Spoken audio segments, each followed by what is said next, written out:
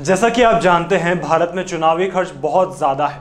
Party के उम्मीदवार vote bank पर पैसा खर्च करने के लिए मजबूर होते हैं। ये पैसा अक्सर अवैध स्रोतों से आता है और इसका उपयोग भ्रष्टाचार के लिए किया जाता है। मगर निर्दलीय उम्मीदवार चुनावी खर्च से बच सकते हैं। वे मतदाताओं की सेवा पर ध्यान केंद्रित कर सकते हैं, ना कि वोट बैंक कर। इससे उन्हें भ्रष्टाचार से बचने में कहीं ना कहीं मदद मिलती है। नमस्कार दर्शकों, मेरा नाम है क्षितिज और आप देखना शुरू कर चुके हैं राजस्थान संवाद की खास पेशकश निर्दलीय संवाद। भ्रष्टाचार ये एक गंभीर समस्या है जो भारत को नुकसान पहुंचा रही है।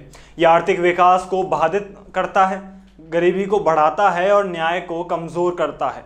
निर्दलीय उम्मीदवार को वोट देने से भ्रष्टाचार कम होगा, ऐसा अक्सर देखा जाता है। निर्दलीय उम्मीदवार को वोट देने से भ्रष्टाचार को कम करने में मदद मिलेगी। ये सुनिश्चित करेगा कि हमारे नेता हमारे हित की रक्षा के लिए काम कर रहे हैं, ना कि अपने खुद के हित के लिए। निर्दलीय सरकार भ्रष्टाचार पर लगाम किस तरीके से लगा सकती है, हम ये भी देख लेते हैं।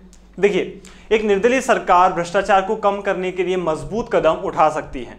ये चुनावी सुधारों को लागू कर सकता है, भ्रष्टाचार विरोधी कानूनों को सख्त कर सकता है और भ्रष्टाचार के मामलों की निष्पक्ष जांच सुनिश्चित कर सकता है। क्योंकि देखा जाता है कि जो निर्दलीय होते हैं वो किसी पक्ष के नहीं होते, तो अब चाहे कोई पक्ष हो चाहे पार्टी हो, तो सबके खिलाफ वो एक्शन ले सकते हैं।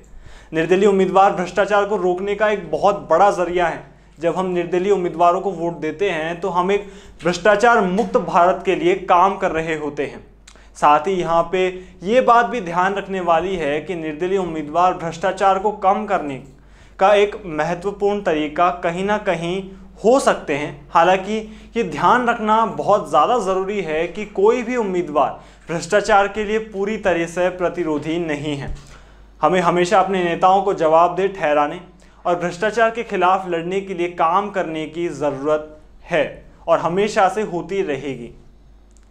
भ्रष्टाचार और निर्दलीय सरकार, इन दोनों के बारे में आपकी क्या राय है, आप हमें कमेंट बॉक्स में बता सकते हैं और साथ में लाइक शेयर सब्सक्राइब जरूर कीजिएगा हमारा चैनल को।